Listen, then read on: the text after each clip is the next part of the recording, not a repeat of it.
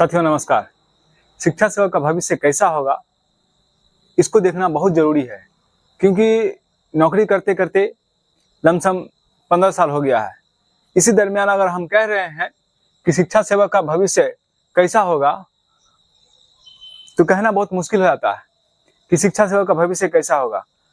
शिक्षा सेवा का भविष्य अभी भी मतलब कि किसी पटरी पे नहीं है, किसी एक रास्ते पे अभी तक नहीं आया। हम क्यों कह रहे हैं आपको बताते हैं।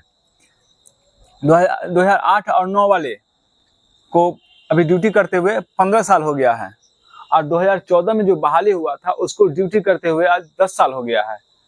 तो 15 साल और 10 साल बहुत बड़ा अंतर होता है एक अपने पीरियड का। उसके बाद लेकिन आज तक संगठन के कोई भी एक नेता आज तक इस पे कोई स्टैंड नहीं लिए कि इसका जो रजिस्टर पे है अटेंडेंस नहीं बनवा पाए। जो टीचर का अटेंडेंस होता है, अटेंडेंस रजिस्टर होता है, उस पे आज तक नहीं बनवा पाए।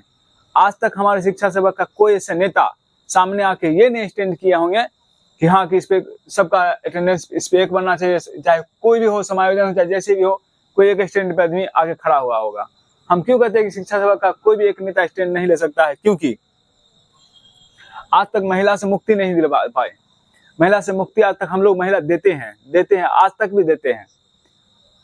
इस मुद्दे पर हमारे जिलाध्यक्ष, समस्तीपुर के जिलाध्यक्ष अनिल कुमार जी इस बार अटेंड लिए हैं कि हम लोग इस बार महिला शून्य देंगे।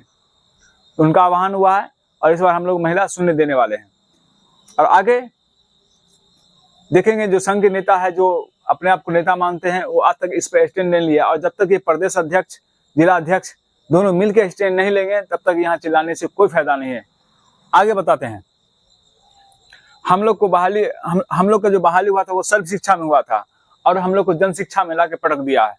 अगर इसी स्टैंड पे अगर हम लोग रहते हैं कि हम लोग को सर्व शिक्षा में कुंची को है, जहां से हम लोग का बहाली हुआ है वहीं हम लोग को दिया जाए, तो आज कहीं ना कहीं हम लोग एक रास्ते पे होते। उस पर भी जो नेता जो लोग है, संघ के अध्यक्ष, जो प्रदेश अध्यक्ष हैं, वो लोग इस पे नहीं काम कर पाए। आगे देखिए, महिला का विशेष अवकाश जो कितना जरूरी होता है एक महिला के लिए। क्या एक महिला का जो टीचर है, शिक्षा मित्र है, उसको जरूरी है विशेष ऐसा जरूरी है? और ये शिक्षा सेवक तालीम मार्ग को जरूरी नहीं है? ये दोहरा नीति है, दोहरा व्यवहार है। इस पे कम से कम स्टैंड, महिला वाला मैटर पे तो कम से कम स्टैंड लेना ही चाहिए था। इस पे भी कोई स्टैंड, मतलब एक जरा कभी भी प्रदेश अध्यक्ष का स्टेटमेंट तक नहीं आया कि हाँ इस पे कोई बात होगा, ये होगा, वो होगा। बीच में देखे कि कोई जिला अधिकारी विशेषा शिक्षा सेवा को देने लगे, उस पर तुरंत प्रदेश से राज्य से लेटर आ गया कि शिक्षा सेवा को क्या बोलते हैं एसएल देने का कोई प्रावधान नहीं है। उस पर क्या प्रदेश अध्यक्ष वहाँ डिटो नहीं ला सकते थे कि सर क्यों नहीं सर, ये उसकी मजबूरी है? क्या महिला को यहाँ दो नीति देखा जाता है?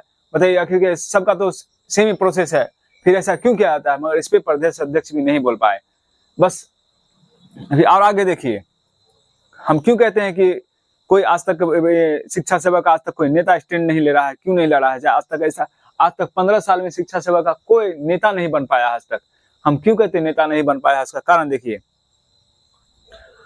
पढ़ाते हम भी हैं, स्कूल में पढ़ाते हम भी हैं, मगर स्कूल के रूटीन में हमारा नाम नहीं होता है। क्यों भाई? इस पे कोई आदेश ही नहीं है, इसलिए हम लोग का रूटीन में नाम नहीं होता। बस हम लोग पहला दूसरा को पढ़ाते हम हैं, क्रेडिट कोई और लेके चला जाता है। इस पे हम कहेंगे। और आगे देखिए, परीक्षा जो होता है, परीक्षा हम भी लेते हैं, उसका सारा कॉपी अरेंजमेंट, उसको परीक्षा लेना सब कुछ करते हैं, मगर कॉपी पे हस्ताक्षर नहीं कर सकते हैं। काहे भाई? काहे कि हम शिक्षा सेवक हैं, टोला सेवक हैं, मगर काम टीचर वाला। क्यों? इस पे आज तक कोई स्टैंड नहीं लिया गया है। इस पे कोई संघ के अध्यक्ष, प्रदेश अध्यक्ष इस पे कोई टीका टिप्पणी नहीं किए हैं, चाहे कोई सामने वाले से मिलने का काम नहीं किए हैं।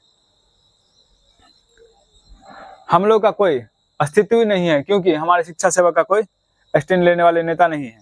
आज बहुत दिनों के बाद इस शिक्षा कोष पे अटेंडेंस बनने का बात आ गया है। इससे पहले क्या होता था कि कहीं कहीं 9 से 11 लोग हाजिरी बनाते हैं, और कहते भी है कि ये जिला का शेड्यूल है कि विद्यालय में 2 ही घंटा रहना है, 9 से 11। उसके बाद 1 से 3 महिला है। पढ़ाइए और अपना दिन बिताइए। मगर कहीं कहीं क्या एक ही प्रखंड में 2 अटेंडेंस रजिस्टर पे हाजिरी बनता है। किसी का 9 से 11, किसी का 9 से 3, किसी का 9 से 4। मतलब अभी तक इस पे कोई आज तक प्रदेश अध्यक्ष तरफ से कोई ऐसा स्टैंड नहीं आया जिला का कि अटेंडेंस कब से कब तक बनेगा। जिसको जैसे मन होता है वैसे बनाता है। अगर हम गलत बोल रहे होंगे तो आप लोग बताइए कि हम गलत बोल रहे हैं ये सब चीज़, कि ऐसा नहीं होता है, ऐसा नहीं हो रहा है हम लोग के साथ, ऐसा हो रहा है हम लोग के साथ। जो हो रहा है बस वही बता रहे हैं।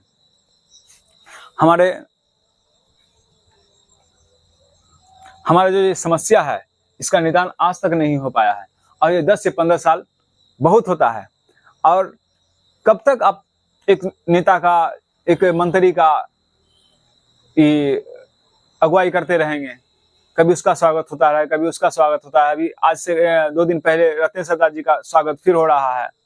उससे पहले हमारे अनिल जी बहुत मेहनत किए, तब जाके अशोक चौधरी जी का समस्तीपुर में भव्य स्वागत हुआ। मगर एक शब्द भी अशोक चौधरी जी के मुंह से निकला नहीं कि हाँ, कि आप लोग का काम होगा, आप लोग शांति बनाए रखे, धैर्य बना, आप लोग का काम हो रहा है। ऐसा कुछ भी नहीं निकला। खैर, हम लोग सब नेता, ऐसा कोई नेता नहीं बचा जिसका अगुवाई नहीं किए हैं। सर ऐसा है, सर वैसा है, सर वैसा है। अरे हम लोग बोलते हैं कि अभी बताइए प्रधानाध्यापक को मैटर को लेके कि प्रधानाध्यापक बनेंगे बीपीएससी शिक्षक, उसको लेके शिक्षा मित्र सब चला गया कहाँ? High court. आज स्टे लग गया है। आज स्टे लग गया है कि जो जैसे प्रधानाध्यापक थे वैसे ही बने रहेंगे। वो कोर्ट गए तब ना, कोर्ट गए तब बने रहे, कोर्ट गए तब उस पर रोक लगा। अब किसी का 15 साल का, उसका भी 15 साल का वरीयता है, उसका 15 साल का वरीयता भी छीन लेगा। उसका 15 साल का शिक्षा विभाग में एक्सपीरियंस है। मानते हैं कि बीपीएससी से क्वालिफाई करके आए हैं, ये बात हम मानते हैं। मगर क्या उनको उतना अनुभव होगा जितना अनुभव शिक्षा मित्र का है? शिक्षा मित्र का है, चाहे जो भी नियोजित शिक्षक हैं, उनको जो है उनसे बेसी अनुभव होगा? बिल्कुल नहीं होगा। तो उनका वरीयता के आधार पर उनको रखना चाहिए था। इस पर हम सहमत है। मगर हम इस बात पे नहीं जा रहे हैं। हम इस बात पे जा रहे हैं कि शिक्षा सेवक अगर कोर्ट गए होते, अगर कोर्ट से लड़े होते, तो काश आज ये सब इतना सोल्यूशन नहीं नजर आता। ये सब सोल्यूशन का समाधान हो चुका होता। हम तो कहेंगे कि इस शिक्षा कोर्स बनने के बाद क्या स्थिति होता है ये भी किसी को पता नहीं है, कि इस शिक्षा कोर्स जो बनेगा उसका अटेंडेंस का टाइम शेड्यूल क्या होगा, किसी को पता नहीं है। कुछ पता नहीं है, हमको भी पता नहीं है कि क्या होने वाला है। बस बनने वाला है, हम लोग का अटेंडेंस चला गया है। जिला कब होगा था घोषणा ये भी पता नहीं है। 2 दिन में हो, कल हो, परसों हो, चौथे रोज हो, कोई आइडिया नहीं है। मगर इस महीना से उम्मीद है कि चालू हो जाएगा ये शिक्षा कोर्स पर अटेंडेंस बनना, और नवंबर से सुनते हैं कि उसी पे पेमेंट मिलेगा। तो इस तरह से है। और अब बताइए कि हम क्या गलत बोल रहे हैं? समस्या नहीं है हम लोग का। एक बार अगर ये शिक्षा कोर्स पे हम बोलते हैं कि अगर ये समाधान अगर इस शिक्षा कोर्स का अगर हो जाता है और टाइम शेड्यूल होता है, उसके बाद आप कोर्ट चलिए, हम लोग कोर्ट चलेंगे, हम लोग देंगे पैसा, और कोर्ट चलेंगे और केस फाइल होगा। आप लोग केस फाइल कीजिए, काहे कि जो ऑल इन वन कर सकता है वो प्रदेश अध्यक्ष ही कर सकता है। उसके बाद सारा रजिस्ट्रेशन नंबर होता है, काहे कि सामने वाला भी रजिस्ट्रेशन नंबर खोजता है। हम एक आम शिक्षा सेवक हम नहीं केस कर सकते हैं, पता नहीं उसका प्रोसेस नहीं पता है। मगर एक प्रदेश अध्यक्ष करेंगे तो उसका ताकत अलग होगा। ऊपरी शिक्षा सेवक 28,000 26,000 शिक्षा सेवक का एक ताकत लेके चलेगा, मगर ऐसा हो नहीं रहा है। बहुत दुख की बात है कि हम लोग का जीवन इसी तरह बीतने वाला है। और प्रदेश अध्यक्ष क्या करेंगे, कैसा कमेंट आएगा इस पे, ये भी देखने की बात है। मिलते हैं अगले वीडियो में, तब तक के लिए धन्यवाद।